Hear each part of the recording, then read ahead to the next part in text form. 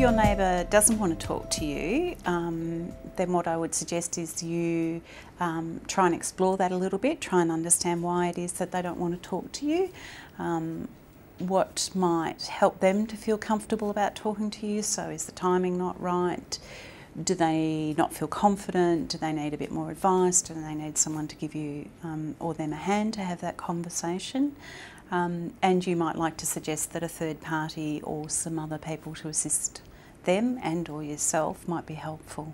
If your neighbour ignores you when you talk about this specific issue, it might be an instance in which you're not necessarily articulating your point of view appropriately to them. And it may be an issue of a language barrier, or subsequently it might be a financial concern in which they're not able to contribute to what it is that you want at this point in time. It's always important to at least clarify your understanding with the other person. So if they do in fact ignore you, then you know why they're ignoring you, so then you can take the next step. Obviously, if you've tried to approach a neighbour and you're having difficulty, then you can sometimes get frustrated as well.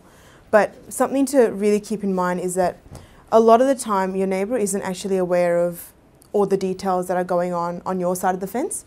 So sometimes it's really important to kind of sit down with your neighbour and say, look, the broken fence is really important to me because, and you tell them what it is about the broken fence that's bothering you so much, or what it is about the overhanging tree branches. So if it's actually, impeding something in your fence, or if it's actually getting in the way of something to do with your life, then, and your neighbour isn't aware of that, then that might be why they think it's unimportant.